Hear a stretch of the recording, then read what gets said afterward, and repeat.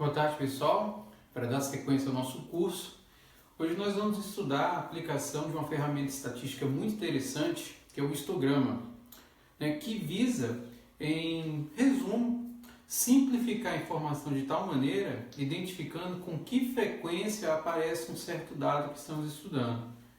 A grande vantagem do uso do histograma é que você consegue visualizar graficamente um dado em específico em uma grande coleção de valores do qual nós estamos estudando. Então nós vamos, a partir de agora, demonstrar alguns passos e, na verdade, especificar esses passos de construção de um histograma com base na situação de um exemplo que podemos muito bem encontrar no nosso cotidiano. Então, vamos imaginar o seguinte: imagina que você está numa empresa, você trabalha numa empresa e você quer determinar novos uniformes para 400 funcionários dessa grande empresa. Então, como você sabe, considerando aí pessoas, digamos, do sexo masculino, como você sabe que cada pessoa tem uma estatura diferente, para a empresa seria muito custoso, além do tempo, medir todas essas alturas e identificar quais são os uniformes que ela precisa encomendar e confeccionar. Então, o que se faz em um caso como esse? Normalmente, você extrai uma amostra dessa população de 400 elementos e, a partir dessa amostra, você tenta determinar de que forma os dados estarão distribuídos. E aí a empresa já vai ter uma noção muito mais clara de quantos uniformes ela vai ter que confeccionar.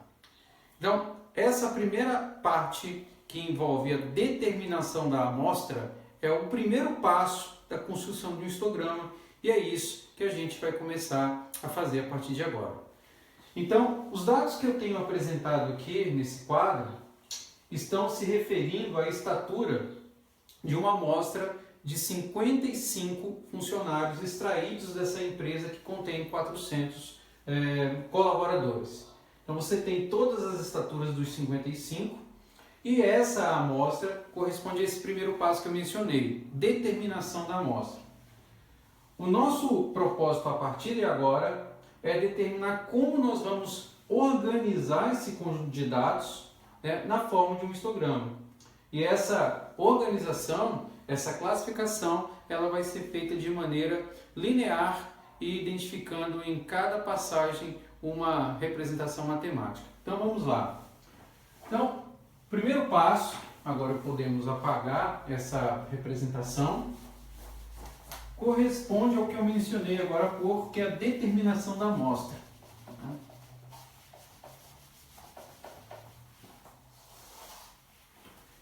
Primeiro passo é o que nós acabamos de apagar aqui, que é a determinação da amostra.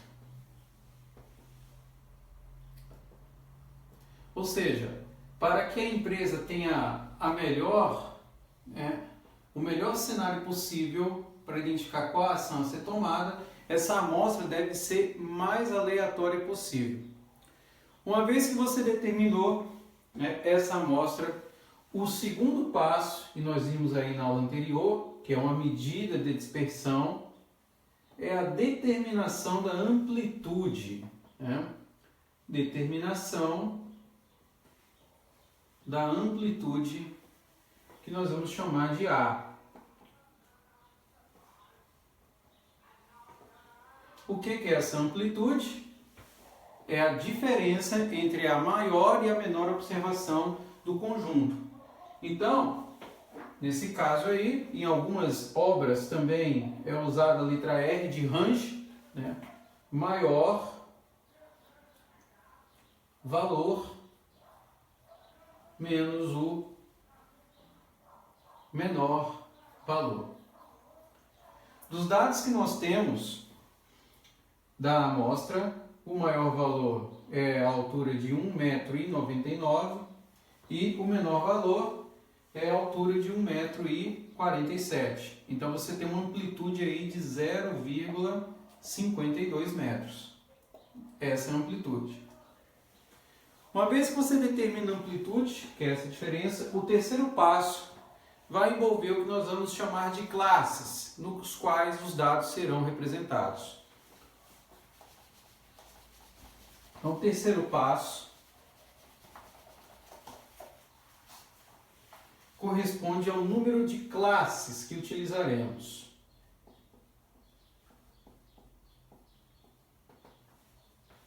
Cálculo do número de classes. O número de classes ele pode ser obtido através de duas representações. Na literatura são utilizadas duas, nós vamos usar uma aqui, que vai ser usada como convenção, que é a extração da raiz quadrada, classes eu vou usar a letra K, que é a raiz quadrada do número de observações, ou do número de dados, né? Número de dados. Vou colocar N aqui, e aí explicitar que N representa o número de dados da nossa amostra.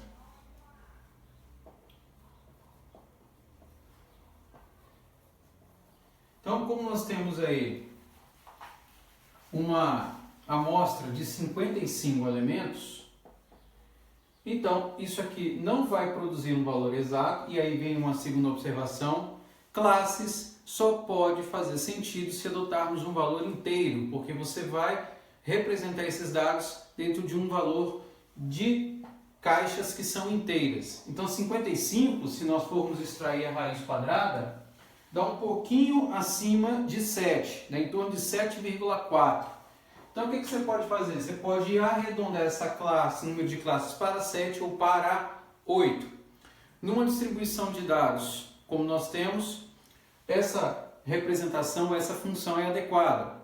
Embora para um conjunto maior de valores, convenciona-se a adotar que as classes não superem um valor acima de 20. Considerando essa equação, eu estaria trabalhando aí com 400 dados. 400 dados dentro de uma amostra poderia representar aí um universo de muitos outros elementos. Mas aqui pra gente, nós vamos trabalhar sempre com um valor que seja inteiro. Então, o K que nós vamos adotar aqui, ó, é igual a 7. Então, essa observação é sempre interessante, sempre usar o inteiro, né? Sempre usar valores inteiros para K. Valores inteiros para K. Uma outra representação, não vou usar aqui, mas também é utilizada na literatura, é a determinação do número de Sturges, né? Que é essa forma aqui, ó, número de Sturges, que também é uma representativa do número de classes, que é obtido por uma equação do tipo 1 mais o logaritmo de base 2 do logaritmando n. Se nós usarmos aí o que nós conhecemos sobre a teoria de logaritmos, eu posso escrever esse logaritmo de base 2 em termos de uma única base, base 10, através do processo de mudança de base, onde eu posso escrever o log de n na base 10 sobre o log de 2 na base 10. Calculando o log de 2 e na divisão aqui por 1 sobre o log de n, eu teria um valor aproximado para cá de 1 mais 3,32 desse log de n. Então daí esse n, que é esse mesmo n que eu estou usando aqui, vamos colocar aqui maiúsculo para não fugir da notação, é a execução que eu também posso ter para calcular o número de classes. Tá? Então essa é uma fórmula, também conhecida na literatura como fórmula de Sturges. Essa é mais adotada como a raiz quadrada que nós vamos executar aqui. Então esse é o terceiro passo. Nós determinamos aí o número de classes. Você já tem a amostra, você já tem a amplitude, você tem o número de classes. O próximo passo é definir a largura de cada classe, ou o comprimento de cada classe que você vai construir no seu processo. Então nesse caso, e esse é o próximo passo, né? Nós vamos fazer isso. É calcular esse intervalinho, né? Que representa esse número de classes adotado. Então, quarto passo,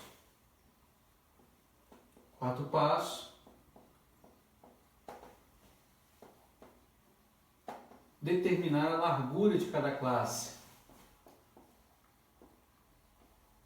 A largura de classes.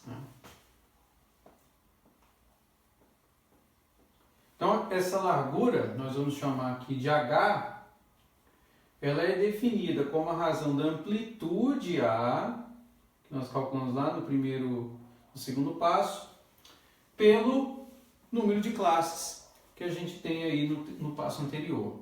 Então, aí no caso, eu vou pegar a amplitude nossa, que é 0,52, e nós vamos dividir isso daqui por 7.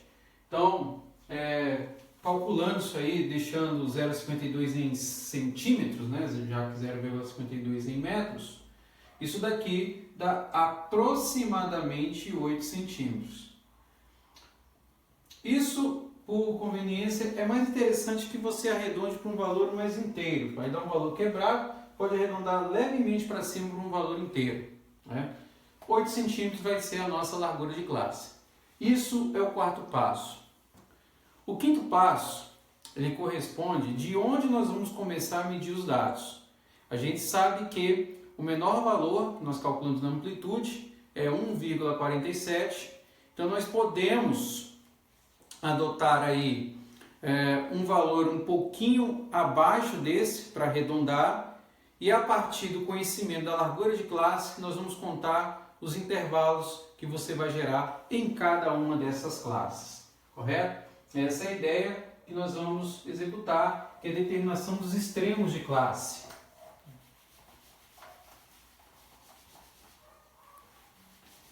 Quinto passo.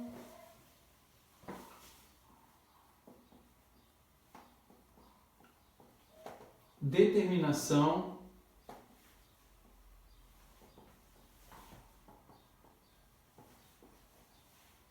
dos extremos de classe. Essa que é a ideia. Então, o menor valor que nós temos aí, é 1,47, correto? Então, para arredondamento, nós trabalhamos com um valor um pouquinho mais abaixo, 1,45, e aí o processo para determinação é esse: o limite superior, né, de cada classe, diga-se de passagem, limite superior é igual ao limite inferior,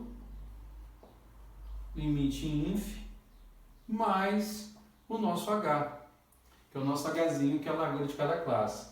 Então, para a primeira classe que nós temos aí, que é a classe que vai começar a partir de 1,45, então o limite, né, superior, né, vamos colocar aqui,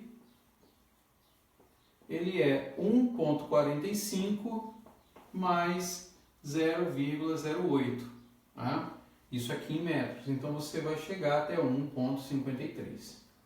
E a partir daí, você vai continuar escrevendo todas as outras classes até o limite de 7 classes. Então você vai de 1,45 até 1,53, depois de 1,53 a 1,61 e assim sucessivamente até a sétima classe, que deverá conter, obviamente, no seu limite superior, um valor acima do maior valor que nós temos na amostra, que é 1,99.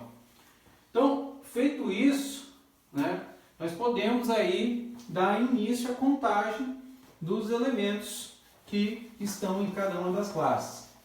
E essa é a passagem que nós teremos que fazer manualmente, com muito cuidado, porque dependendo da informação, do número de dados envolvidos, né, não é muito raro que possa acontecer equívocos. Então, tem que ser feito de maneira bem pausada, bem tranquila, bem lenta, para que nenhum dado seja, né, esquecido. Então, vamos lá.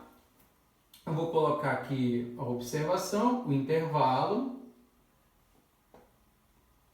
de cada classe, né, intervalo, classes, né? E aí, né, intervalo de classes. E aqui à minha direita eu vou colocar a frequência, tá? a frequência com que cada elemento aparece.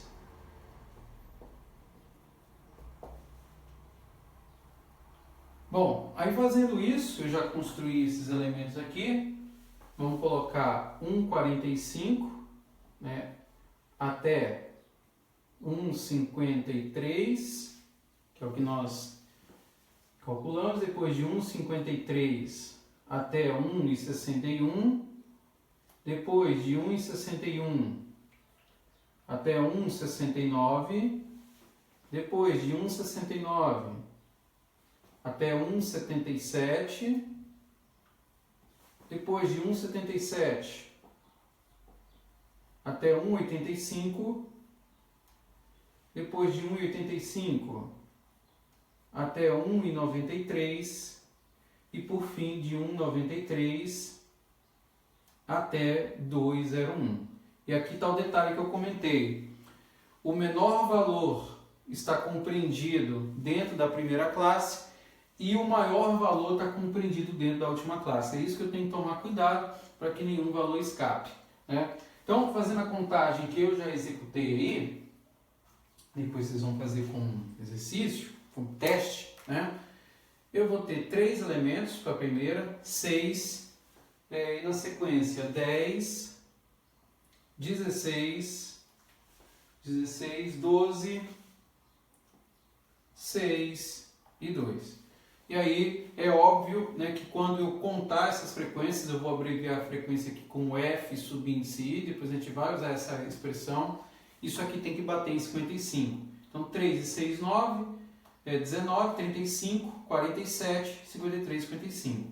Então a somatória, vamos colocar assim, das frequências, né, é na verdade o número de dados que eu tenho, né, que são 55 dados. É isso. Então, dessa representação tabelar, eu já sei que a frequência maior de dados referentes às alturas medidas ocorre aí no intervalo de 1,69 até 1,77 m. Aqui você já tem o seu histograma, mas na forma tabular. O que nós vamos fazer agora é a construção dessa expressão na forma gráfica, beleza?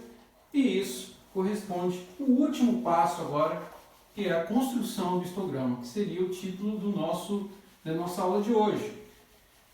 E, na sequência, nós vamos obter algumas medidas estatísticas que nós aprendemos lá na primeira aula, mas agora com base no histograma, correto? Então, sexto passo, construção do histograma, né?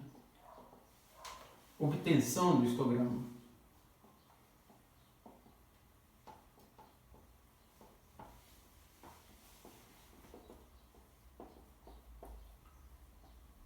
Então aí, para que a gente obtenha esse histograma, né, correto, nós vamos descrever um eixo cartesiano. Nesse eixo cartesiano você vai associar o número de classe com as ocorrências, correto? É isso que nós vamos fazer. Aqui você vai ter, né, um número, N observações, e aqui as classes. Você vai começar naturalmente em 0 e o limite aqui é a partir de 1,45, limite inferior, e você vai contando todas as classes, claro, dentro de um mesmo intervalo. Então vamos fazer aqui no dedo essas medidas e contar todas as classes envolvidas aí no processo, correto? Vamos fazer aqui mais até o limite aqui do quadro, não tem nenhum problema. Vamos lá. 1, 2, 3, 4, 5, 6, 7 classes, beleza. Então, vamos colocar as medidas aí, 1,45, 1,53, 1,61, 1,69, 1,77, 1,85, 1,93 e 2,01. E aí, como é que se executa a construção? Com base nos dados que nós obtivemos lá. Então, primeira observação, aqui, claro, eu vou fazer uma métrica contando de 2 em 2, para compor todos os elementos. De repente eu preciso aumentar um pouquinho mais isso aqui. Então, 2, 4, 6, 8, 10, 12, 14. Claro, eu vou ter que aumentar aqui que a maior frequência é 16, né? E eu tenho 16 aqui. Beleza? Então vamos lá, vamos construir. Então você tem o seguinte, né? Fazendo as contas agora.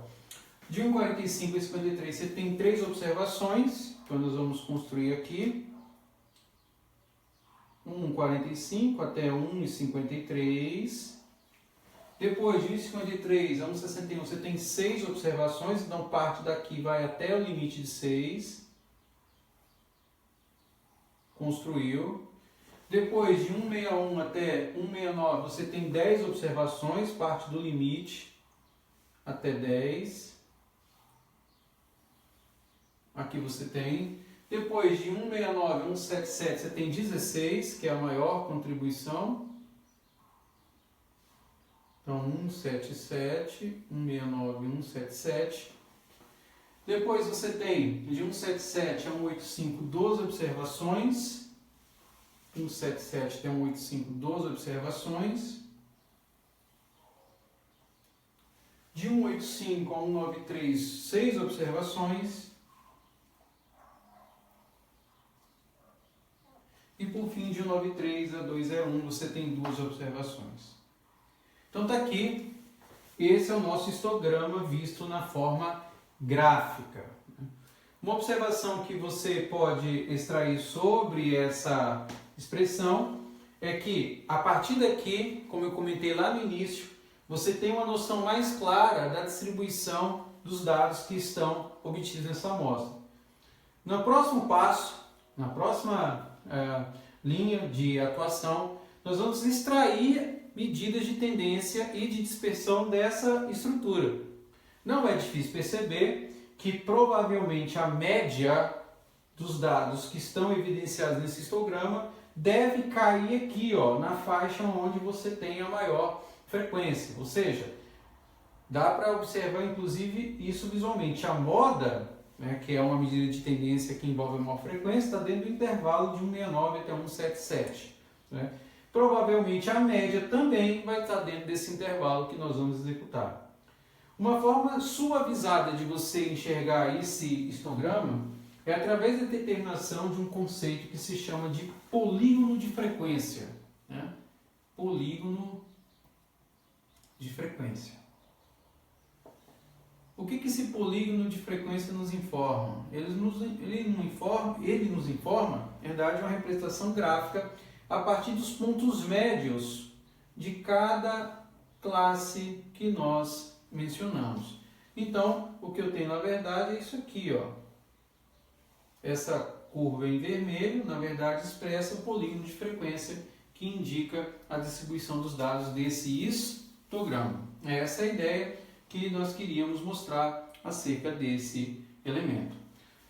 Na sequência, nós vamos agora obter expressões para a média e desvio padrão desse histograma. E aí, normalmente, a gente vai voltar lá com a nossa tabela e nós vamos explorar aqui algumas expressões matemáticas que são necessárias para fazer esse cálculo. É isso que nós vamos fazer a partir de agora, beleza? Então vamos lá.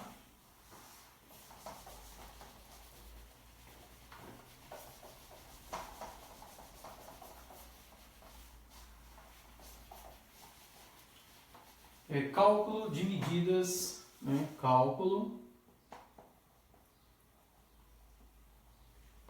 de medidas estatísticas. Normalmente, quando a distribuição de dados é bastante elevada, o nosso foco é basicamente obter uma medida de tendência central, normalmente a média, né? E a outra medida de dispersão, uma outra medida de dispersão que é usada com uma frequência, é o desvio padrão. E aí é aquele desvio padrão amostral, não desvio padrão populacional. Mas adiante a gente explica, na verdade dá para explicar agora, que na nomenclatura há uma discrepância em relação à notação. Normalmente se usa o S para a amostra, mas você pode encontrar inclusive na sua calculadora o sigma, que é a representação populacional, né, para o desvio padrão. Nós vamos usar o S amostral. E aí, nessa determinação de média e desvio padrão, eu já vou ser muito explícito e direto quanto ao uso das expressões matemáticas. Lembra que na aula de medidas estatísticas nós mostramos que a variância que antecede o cálculo do desvio padrão, ele apresenta duas formas de resolução. Uma onde você calcula o desvio médio, o xi menos o x barra, esse cara aqui, né? Só para lembrarmos o que nós fizemos antes, elevando ele ao quadrado e calculando sobre a amostra, você tem uma forma de variância. E a outra maneira que nós explicamos foi usando o fato de que se eu escrevo xi ao quadrado menos n de x barra ao quadrado, isso tudo dividido por n menos 1, também é possível evidenciar o cálculo da variância e, por consequência, do desvio padrão. Nós mostramos que essa forma é muito mais rápida e aí nós vamos usar uma variação dela para justamente também obter o desvio padrão quando os dados são representados da forma como nós fizemos agora. Então, a primeira coisa a se fazer, o primeiro cálculo a se fazer é a obtenção da média, né? E aí a média, a gente tem que tomar muito cuidado, ela vai ser obtida da seguinte maneira, com um produto de xi por f sobre a somatória de f. Essa expressão do denominador nós acabamos de mostrar na nossa coluna, né? Isso aqui representa a frequência ou o número de dados. Agora, né, o cálculo do xi que nós temos aqui, ele vai corresponder a esse caso ao ponto médio de cada classe. Ponto médio de cada classe. Por quê? Porque como a distribuição de dados é muito grande, ponto médio de cada classe. Vamos deixar isso bem explícito, de cada classe. Como nós temos muitos dados, para que a gente tenha uma aproximação razoável da obtenção da média, a melhor maneira é obter a média em cada classe e, consequentemente, com a frequência dessa classe, obter uma aproximação para a média. O caso que nós estamos adotando aqui, em estatística, é conhecido como uma distribuição de dados com perda de informação. Por quê? Porque os dados são quebrados, eles não são inteiros. Se eu não tivesse uma distribuição com perda de informação, ou seja, com valores inteiros, por exemplo, digamos que eu tenha uma coleção dos dados que referem-se às ausências de um funcionário em uma empresa durante 30 dias. O número de ausências não pode ser escrito na forma inteira, 3,4, 2,7, 5,8. Só faz sentido eu falar em 2, 3, 5, 6, 9, 4, 1, 0. Esses são casos onde você não tem perda da informação. Agora, no caso que nós estamos lidando, que é um histograma mais abrangente, com perda de informação, o xi nosso aqui ele é obtido como ponto médio de cada classe. Então essa expressão, essa fórmula, ela vai corresponder ao cálculo da média dessa distribuição, onde o xi é o ponto médio e f é a frequência, a somatória aqui, o número de dados. Então nessa expressão, o que eu vou fazer é o produto do ponto médio pela sua frequência respectiva. É isso que eu vou ter que executar. Para a determinação da variância, né,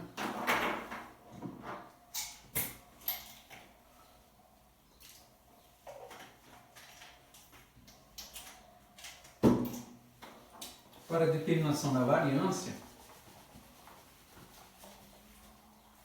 aí a fórmula fica, como eu mencionei, uma variação daquela que nós trabalhamos na aula de medidas estatísticas. Então a ideia seria calcular a somatória de xi quadrado vezes f menos, eu vou calcular aqui, ó, xi vezes f ao quadrado dividido por n, e tudo isso aqui dividido por n menos 1. Aí você pode olhar que tem uma diferença em relação àquela fórmula, não é só uma variação. Quando eu escrevo que n x barra ao quadrado naquela expressão, é tecnicamente uma forma de escrever essa expressão, uma vez que se eu escrevo o meu x barra ao quadrado, isso aqui é a mesma coisa que xi ao quadrado, né? Xi sobre n, a definição de média que nós aplicamos, ao quadrado. E isso nada mais é que escrever xi ao quadrado sobre n ao quadrado. Então, quando eu cancelo n com n ao quadrado, então eu tenho um xi ao quadrado sobre n. A diferença em relação a essa expressão é que eu estou acrescendo agora o fenômeno da frequência. Então, é basicamente a mesma expressão. E aí, uma vez que eu obtenho, né, essa variância, para calcular o desvio padrão, basta que eu extraia a raiz quadrada desse processo. Então, eu preciso, lá da média do produto de x pelo f, e para a expressão da variância, eu já tenho ele, essa é a vantagem, você só vai elevá-lo ao quadrado, mas também preciso do produto de x quadrado por f, porque depois disso tudo eu já tenho a frequência e calculo. Então nós vamos agora voltar para aquela coluna que nós começamos a construir de classes para determinação do histograma, e nós vamos acrescentar colunas a fim de poder calcular esses elementos, correto? É isso que nós vamos fazer agora. Então, vamos lá, né? Nós temos lá a classe, né? Classe, que tem que escrever. Primeira coluna, classe.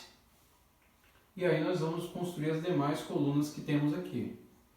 Então nós temos que descrever uma coluna para o ponto médio. Depois nós temos uma coluna para a frequência, isso nós temos. Tem que ter uma coluna associada, se eu quiser, também ao xi quadrado, que eu preciso dessa informação para calcular a primeira parte da variância. Depois eu tenho o xi quadrado f e o xi vezes fi. A ordem como você escreve essas colunas também não tem importância nenhuma. Se você quiser escrever o xf aqui na frente, antes do x quadrado, não tem problema. E aí, com base nesses dados, nós vamos agora evidenciar todos os valores a partir do início. Então, vamos lá. 1,45 até 1,49. Então, o ponto médio aqui é o meio caminho entre 1,45 e 49. Como a amplitude aqui, 1,45 e 1,53, né? Como o meio caminho aqui, a largura da amplitude 0,8, o meio caminho é a metade, então 1,49. Então eu tenho 1,49 aqui. E aí eu vou fazendo isso com os demais. Então 1,53 até 1,61, 1,61 até 1,69, depois 1,69, 1,77, 1,77, 1,85, 1,85, 1,93 e 1,93 até 2,1. Beleza? Bom, aí você vai colocando todos os elementos que correspondem ao ponto médio, né? Então aí 1,57, né? 1,65, 1,73, 1,81, 1,89 e 1,97. É isso que nós temos aí. Bom, e aí nós colocamos todos os dados referentes às informações de frequência. Então, 3, 6, 3, 6, 10, 16, 12, 16, 12, 6, 12, 6 e 2. E aí, agora o que eu faço? Eu vou ter que usar a calculadora e obter esses valores aqui ao quadrado e depois os respectivos produtos. Então, tomar muito cuidado com essa construção para não cometer equívocos. É claro que vai ter uma perda de informação quando eu levo ao quadrado, porque eu vou truncar o valor medido aqui a partir de x quadrado. Então, eu vou truncar em duas casas, então fiz aqui as contas. Eu tenho 2,22, vou colocar aqui 2,22, 2,46, 2,72, 2,99. Depois eu tenho 3,27, 3,57, e por fim eu tenho 388. São os quadrados desses caras aqui. Então, aqui, ó, primeira, segunda, terceira, quarta, quinta coluna é o produto da quarta com a anterior. Então, eu tenho lá 666, 666, depois eu tenho 1476, 27,2, 27,2, 47,84. Depois eu tenho 39,24, 21,42 e por fim eu tenho 7,76. Bom, na última coluna eu tenho o produto aqui, ó, da segunda pela terceira, x vezes f, então tem 4,47, 4,47, depois eu tenho 9,42, 9,42, depois eu tenho 16,5, tenho 27,68, 21,72, depois eu tenho 11,34 e por fim eu tenho 3,94. Bom, depois de ter feito todas essas contas, o que eu preciso fazer? Eu preciso somar as contribuições que envolvem x quadrado f, xi vezes f, para poder calcular lá na nossa variância.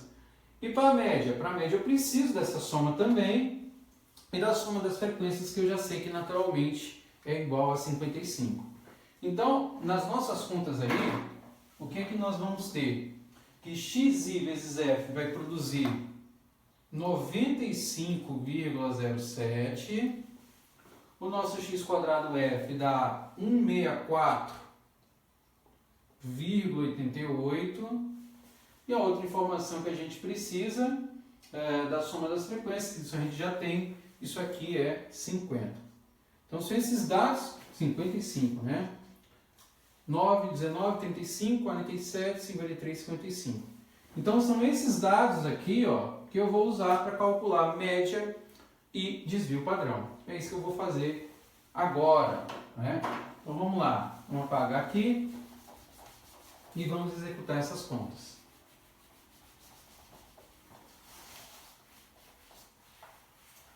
Então, para obtenção da média, vamos fazer lá a conta. Eu tenho lá xi vezes f pela somatória de f. Então, o nosso xi vezes f deu quanto? 95,07 dividido por 55. Então, fazendo essas contas aí, você vai obter aproximadamente 1,728 ou aproximadamente 1,73.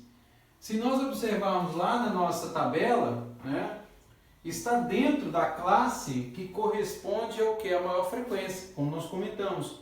A classe lá que estava de 1,69 até 1,77, ela contém 16 elementos. Olha aqui, ó, a média, 1,728 ou aproximadamente 1,73 m, usando esses dados.